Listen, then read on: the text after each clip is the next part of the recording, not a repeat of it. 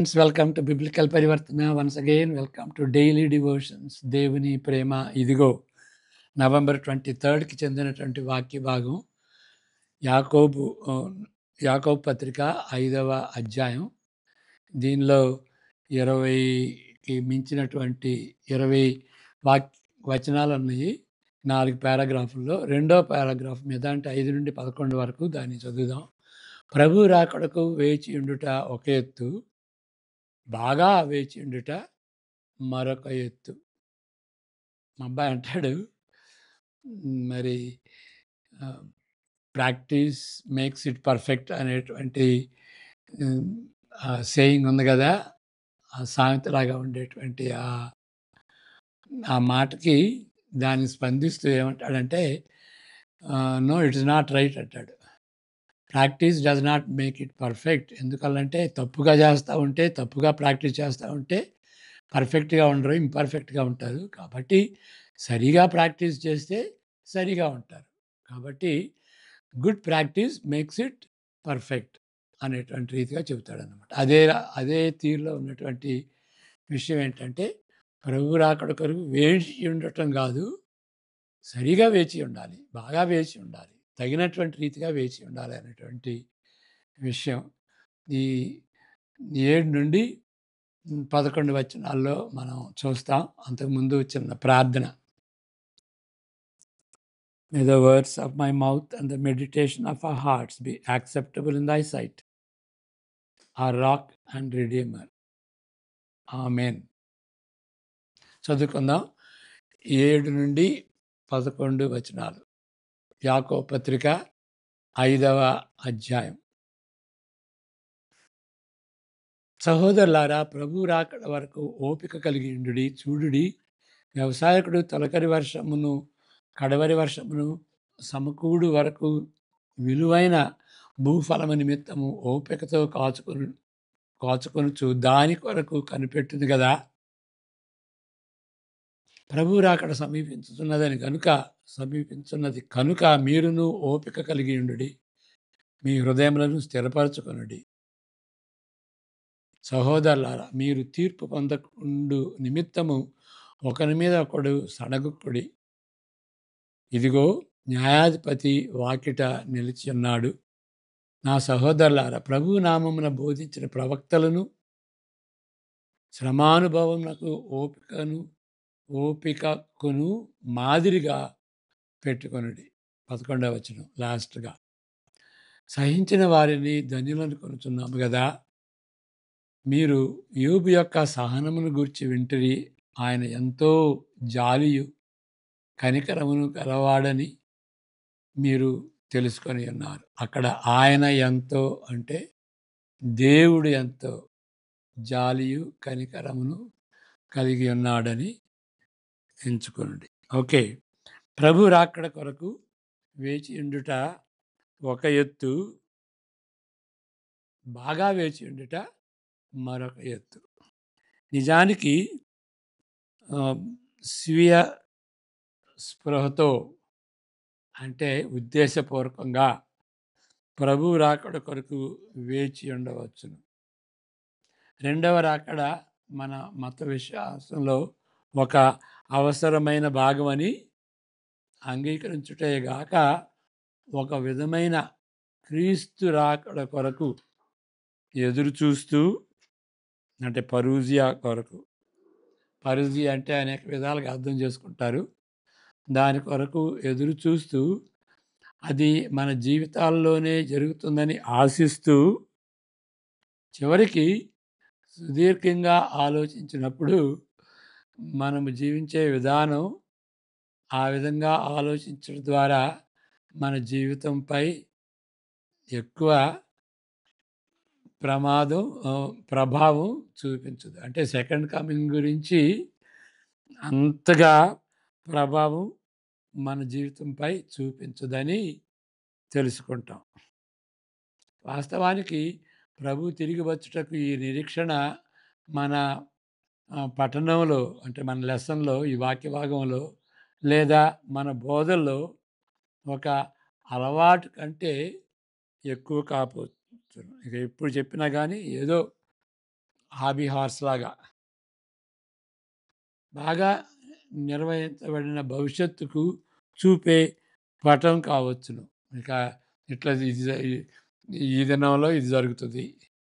Next year ఇది జరుగుద్ది. దాని తర్వాత ఇది జరుగుద్ది అనేటువంటి రీతిగా మనం ఎస్టిమేషన్ ఏస్తాం.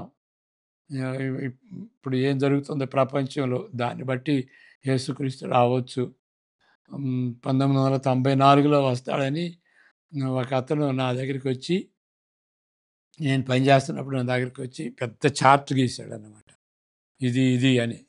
96 96 ఎందుకు అంటే క్రీస్తుకు పూర్వం 4లో 4 బీసీలో యేసుక్రీస్తు పుట్టాడు కాబట్టి, ఆ 4 సంవత్సరాలు 2000 సంవత్సరాలకి యేసుక్రీస్తు తిరిగి వస్తాడు అనేటువంటి ఉద్దేశ్యంతో ఆయన ఆ విషయం చెప్తున్నాడు.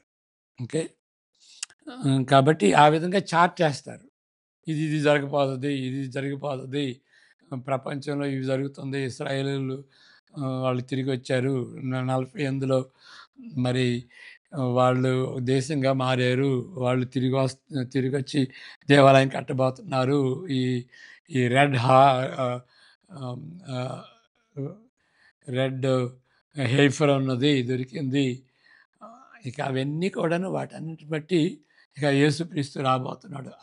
అనేటువంటి రీతిగా మన మన నిరీక్షణ అంతా ఏ విధంగా తయారవుద్దంటే డేట్స్, డేట్స్‌ని ఎట్లా యేసుక్రీస్తు ఎప్పుడొస్తున్నాడు అనేటువంటి రీతిగా వాటిని ఎస్టిమేట్ చేసుకునేటువంటి రీతిగా తయారవుద్దనమాట.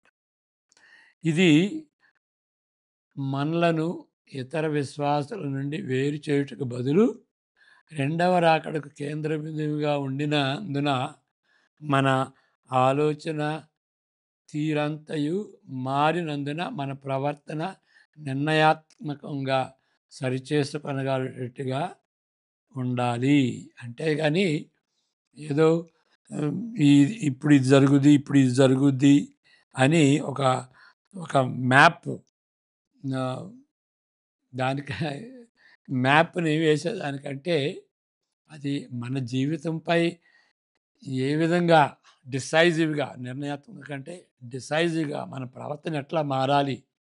సెకండ్ కమింగ్‌ని అది అది కేంద్ర బిందువుగా పెట్టుకొని రెండవ రాకడని బట్టి మన జీవితాలు ఎట్లా మారతాయి?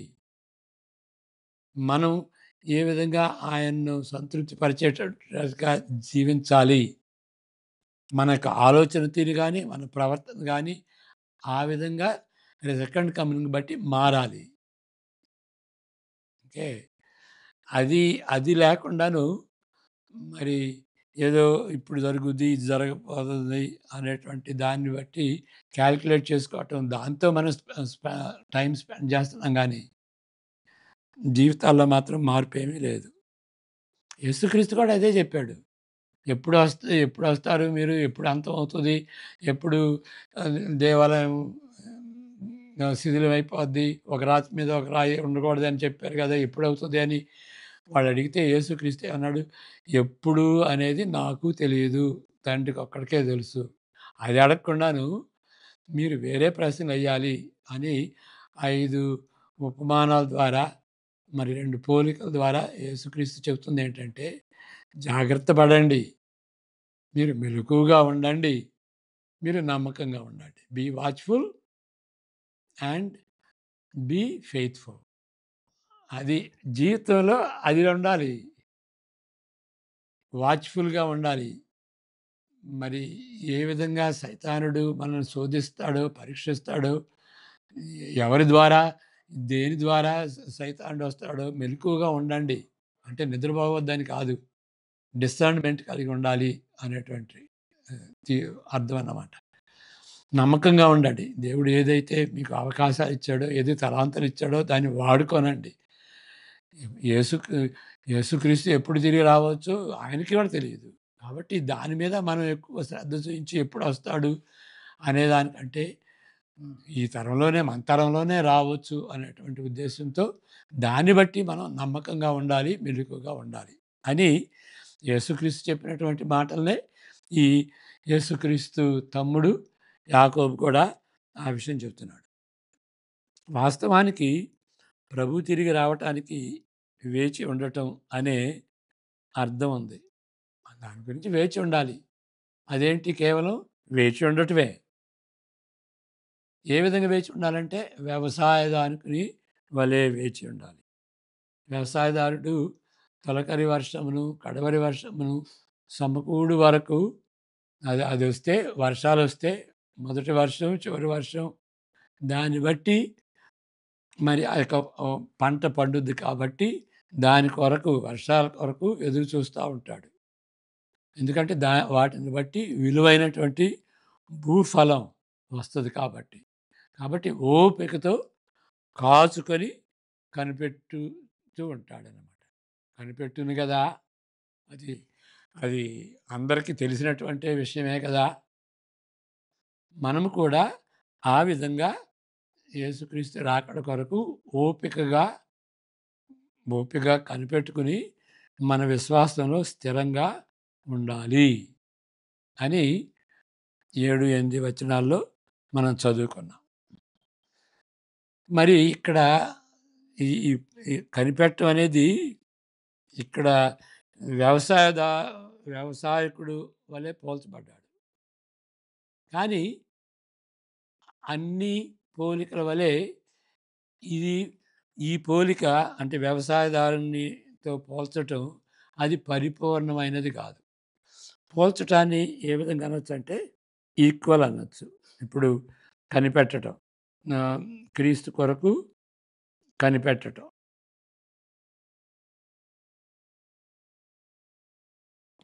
కనిపెట్టడం. నాటిన తర్వాత పంట కొరకు కనిపెట్టడం. ఓకే. దాన్ని ఈక్వల్ అంటారు. ఒక విధంగా పోలిక. అంటే యారో అనొచ్చు అనుకోండి ఈక్వల్ కంటే. అంటే ఈ విధంగా ఈక్వల్ అని పెట్టడంలో ఒక కారణం ఉంది. మూడో గీతకేస్తామనుకోండి. అంటే ఇదే అది అని అర్థం. కనిపెట్టడం క్రీస్తు కొరకు కనిపెట్టడం అంటే దీంతో సమానం. పోలిక కాదు. డబ్ 2 గీతలుంటే ఈక్వల్ అంటారు. అది కూడా కరెక్ట్ కాదు. దాన్ని పోల్చటం అని. ఒక విధంగా ఈ ఈ 3 గీతలు గీయటం కోసమని 2 గీతలు గీయాల్సొచ్చింది నేను. కాబట్టి కనిపెట్టటం దీంతో సమానం. కానీ 3 గీతలు గీసామంటే ఎగ్జాక్ట్‌గా అదే. అని ఎప్పుడు కూడాను పోలిక ఎప్పుడు కూడా 3 గీతలు ఉండదు. 2 గీతలుగానే ఉంటది. అంటే ఒక విషయంలో యేసుక్రీస్తు కోసం కనిపెట్టడం, వ్యవసాయదారుడు కనిపెట్టడం ఒక విషయంలో సిమిలర్‌గా ఉంటది. ఒక విషయంలోనే పోల్చుకోవచ్చు. ఏంటదంటే కనిపెట్టటం విషయంలోనే. అన్నిటికంటే వ్యవసాయ ఆహ్, వ్యవసాయకుడు ఓపికగా ఉంటాడు. ఎందువలననగా పంట ఎప్పుడు పండుతుందో దాదాపు అతనికి తెలియను. కానీ రెండవ రాకడ విషయం మనకెప్పుడు జరుగుతుందో తెలియదు. కాబట్టి దానికి దీనికి డిఫరెన్స్. కా వేచి ఉండటం అనేది సిమిలరే. కానీ ఆయనకి తెలుసు నవంబర్‌లో పంట వస్తది అని తెలుసు. మరి మనకైతే అది తెలీదు. కాబట్టి ఆ విషయంలో తెలీదు. ఇది తెలుసు. కాబట్టి ఈ విషయంలో వ్యవసాయదారునితో మనం పోల్చలేం. అంతే. ఇంకా అంతేకాదు ఆ విషయంలో తేడా ఉంది. అంతేకాదు ఇతర తేడాలు కూడా ఉన్నాయి. ఏంటి? వ్యవసాయకుడు పంట కొరకు వేచి ఉంటాడు. మన వాకిట వ్యవసాయకుడు పంట కొరకు వేచి ఉంటాడు. మన వాకిట ఉన్నాడు. అంటే అనగా మనము దేని కొరకు వేచి ఉన్నామో ఆ న్యాయాధిపతి చేతనే వేరుగా మన జీవితంపై ప్రభావము పడుతుంది. సహోదరులారా, మీరు తీర్పు పొందకుండు నిమిత్తము ఒకని మీద ఒకడు సణుగు కొనకుడి. అంటే ఇక్కడ వ్యవసాయదారుడు వేచి ఉంటే ఇక వేచి ఉంటాడు అంతే. ఆ వేచి ఉన్నదాన్ని బట్టి ఆయన జీవితమేం మారదు. కానీ ఇక్కడ మనం యేసుక్రీస్తు కోసం వేచి ఉంటే మన జీవితానికి ఎఫెక్ట్ పడుద్ది. మన జీవితంపై ప్రభావం పడుద్ది. ఎందుకంటే ఆయన ఏ విధంగా వస్తాడు అంటే జడ్జిలాగా వస్తాడు. న్యాయాధిపతిలాగా వస్తాడు.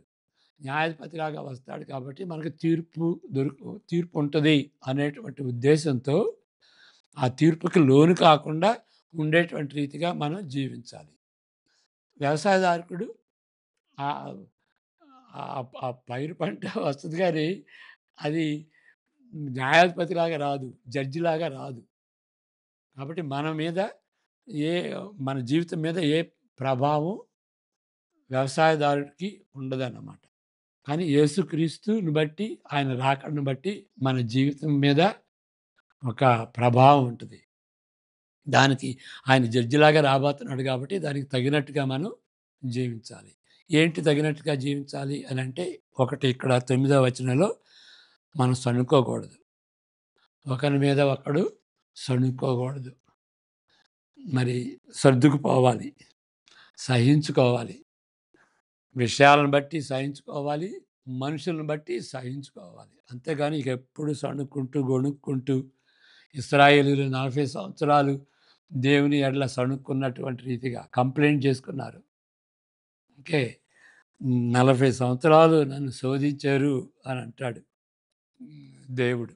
ఆ విధంగా ప్రజలను బట్టి సణుక్కోకూడదు.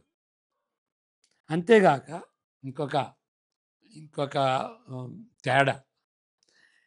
వ్యవసాయకులు పంట కొరకు వేచి ఉన్నప్పుడు కష్టపడవలసినప్పటికీ సాధారణంగా వారు నిరీక్షణ, శ్రమలతోనూ, హింసతోనూ కూడి ఉండదు. కూడుకున్నది కాదు.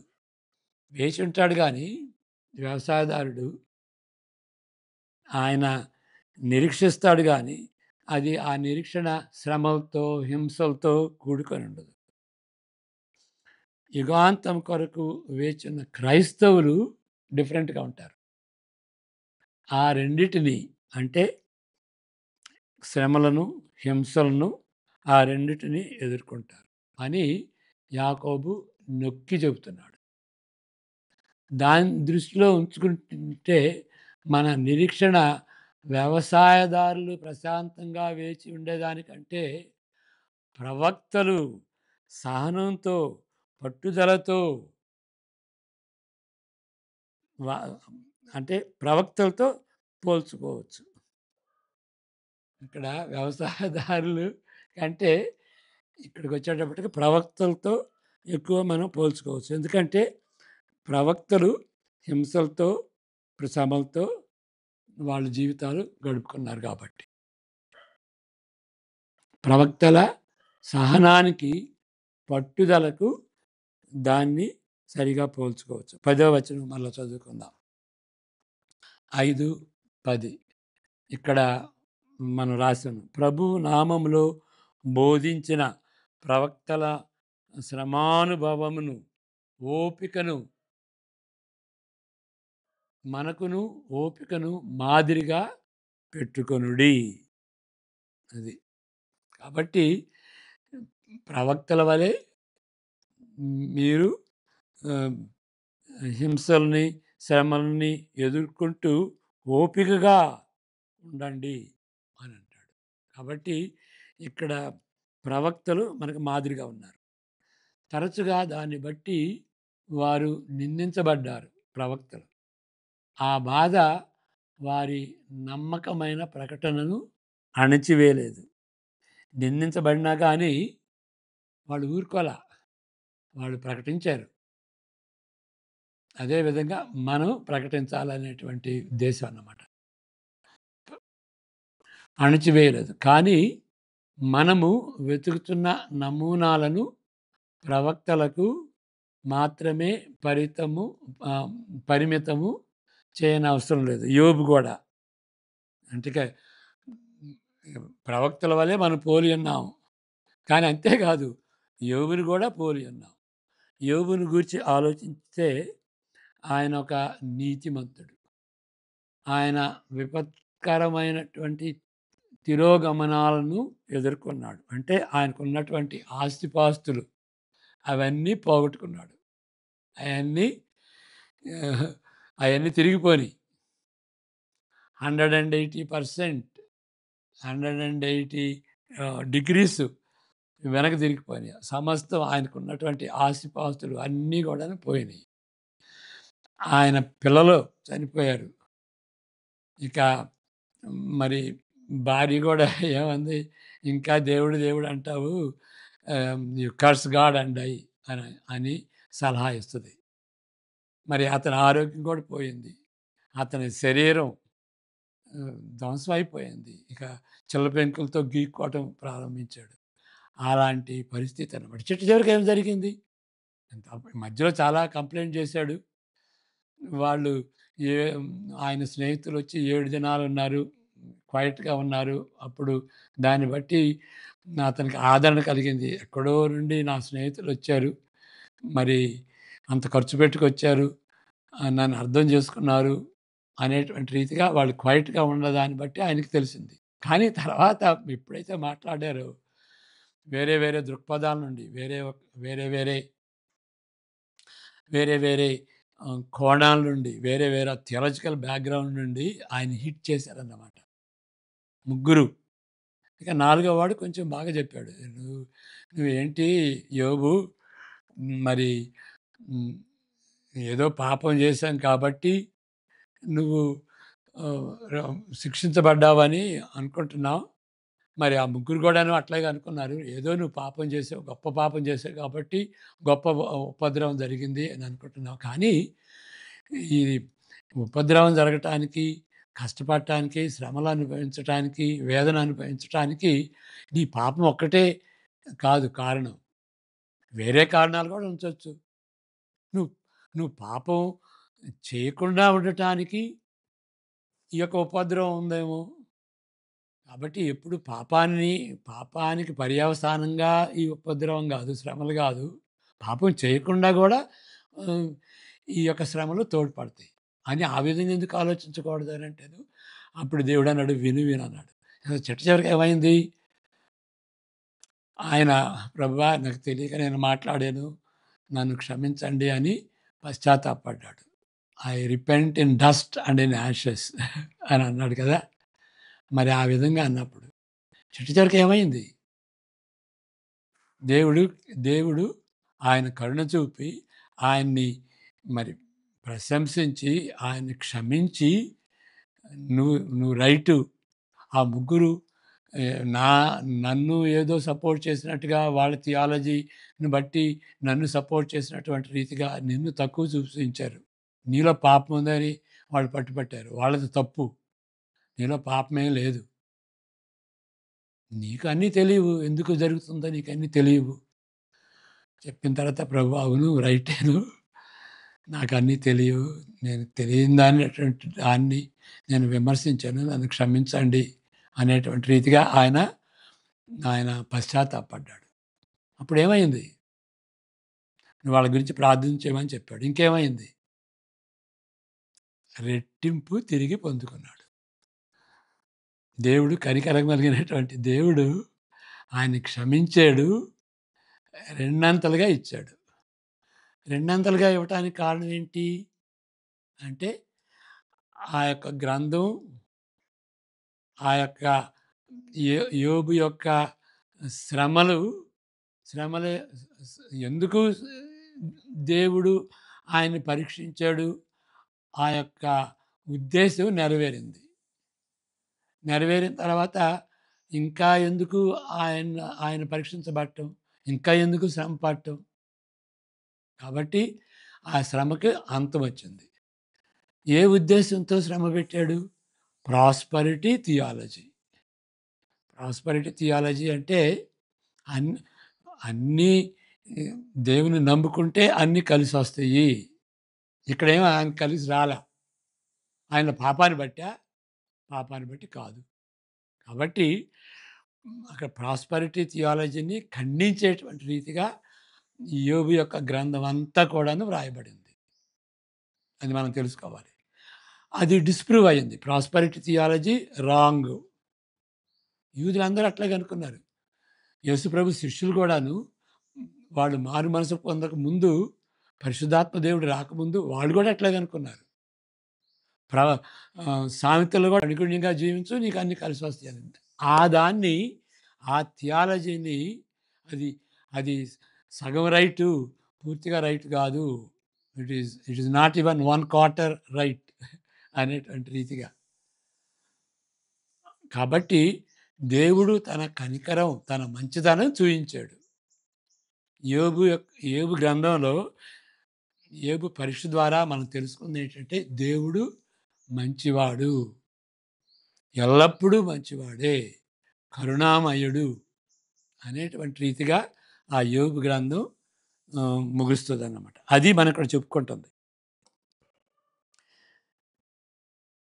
కాబట్టి మీరు ప్రభువు చివరికి ఏమి సాధించనో గమనించండి. ఆయన ఎంతో దేవుడిక్కడ. మన తెలుగులో చూస్తే యోబు జాలిపడినట్టుగా అనేటువంటి రీతిగా అర్థం వచ్చేటటువంటి ఉంటుంది. కానీ అది కాదు. దేవుడు ఎంతో జాలియు, కనికరమును కలవాడని మీరు తెలుసుకొని ఉన్నారు. దేవుడు కనికరం కలిగినటువంటి వాడు. అందువల్లనే రెండంతలుగా ఆయన పొందుకున్నాడు. ఆ దృక్పథం, ఆ మనస్తత్వం ముఖ్యమైంది. చిట్ట చివరకు అంటే యుగాంతం వరకు దేవుని న్యాయమే కాదు, జడ్జిగా వస్తాడు కదా, న్యాయం తీరుస్తాడు కదా. అంతేకాదు ఆయన కరుణ, దయ కూడా ప్రబలంగా గెలుపొందినది. ఇది దయ, కరుణ అది ప్రబలంగా ఈజ్ విక్టోరియస్ అన్నమాట. అంటే న్యాయమే కాదు దేవుడు తీర్చేది. యేసుక్రీస్తు యొక్క సిలువను బట్టి విశ్వాసులకి ఇంకా న్యాయ తీర్పు ఉండదు. ఓకే. ఎవరు విశ్వసించారు, ఎవరు విశ్వసించలేదని మనకు తెలియదు. కాబట్టి ఎవరైతే విశ్వసించలేదో వాళ్ళకి న్యాయ తీర్పు ఉంటుంది. ఆయన దేవుని యొక్క పరిశుద్ధతను బట్టి వాళ్ళు నరకానికి వెళ్తారు. అంతేకాదు దేవుడు కరుణ చూయించి విశ్వాసుల ఎడల కరుణ, దయ చూయించుతాడు. కాబట్టి రెండవ రాకడ వరకు భయపడటమే కాదు. అవిశ్వాసి అయితే భయపడాలి. విశ్వాస అయితే దానికోసం ఎదురు చూడాలి. అది యేసు రెండవ రాకడపై అంటే యుగాంతంపై దృష్టి కేంద్రీకరించినప్పుడు మన ప్రస్తుత జీవితాన్ని ఏమవుతుంది, జీవితం డిఫరెంట్ షేప్ తీసుకుంటుందన్నమాట. ఎందుకంటే ఆయన వస్తాడు, ఆయనకు అనుకూలంగా జీవించాలి అనేటువంటి రీతిలో జీవిస్తాం కాబట్టి మనం అడ్జస్ట్ చేసుకుంటాం. మన జీవితాన్ని షేప్ చేసుకుంటాం, మలుచుకుంటాం, మారుతాం. మన హృదయాలు, మన ప్రవర్తన, మన మన క్రియలు, ప్రతిక్రియలు, మన మాటలు అన్నీ కూడాను ఆయనకు అంగీకారం ఉండే రీతిగా మనం జీవిస్తాం. ఎప్పుడు? ఆయన తిరిగి రానయ్యున్నప్పుడు. ఆయన తిరిగి రానయ్యున్నప్పుడు బిలీవర్స్ కానీ, అన్‌బిలీవర్స్ కానీ, విశ్వాసులు కానీ, అవిశ్వాసులు కానీ వాళ్ళకి ఏం జరుగుద్ది అంటే తీర్పు జరుగుద్ది. ఎప్పుడు వాళ్ళు చనిపోయి పాతిపెట్టబట్టి అనిహిలేషన్ అంటే ఇక వాళ్ళు భస్మైపోతే, వాళ్ళు తిరిగి లేకపోతే ఇంకా తీర్పు ఎందుకుంటుంది? కాబట్టి పునరుద్ధానం అనేది చాలా ముఖ్యం. ప్రతి ఒక్కళ్ళు కూడాను చనిపోయిన తర్వాతే తిరిగి లేస్తారు. బిలీవర్స్ కానీ, అన్‌బిలీవర్స్ కానీ. బిలీవర్స్‌కి న్యాయ తీర్పు ఉంటుంది. దేవుడు చేసినటువంటి ఒకే ఒక మార్గాన్ని, రక్షణ మార్గాన్ని తొలగిస్తే ఇక దానికి పర్యవసానం ఏంటిది? నువ్వే అనుభవించు. దేవుని మార్గం నీకు అవసరం లేదు కదా, నువ్వే అనుభవించు అని ఆ విధంగా ఉంటుందన్నమాట. కాబట్టి దేవుడు కరుణ కలిగినటువంటి వాడు. ఇక అప్పుడు ఏముంటుంది? సంపూర్ణమైనటువంటి నిర్దోషులుగా ఇప్పుడు బిలీవర్స్ నిర్దోషులుగా ఎంచబడ్డారు. అప్పుడు సంతృప్తి సంపూర్ణత వస్తదన్నమాట. యేసుక్రీస్తుని మనం మన రక్షకుడిగా ఆయన అనుసరించినప్పుడు నిర్దోషులుగా ఆయన రక్షణలో మనం ప్రవేశిస్తాం. తర్వాత పరలోకంలో అది పూర్తవుతదన్నమాట. ఓకే. ఆ విధంగా తీర్చబడ్డాం. ప్రార్థన చేసుకుందాం. May the grace of the Lord Jesus Christ, the love of the Father, and the fellowship of the Holy Spirit be with each one of us now and all the days to come. Amen. God bless you.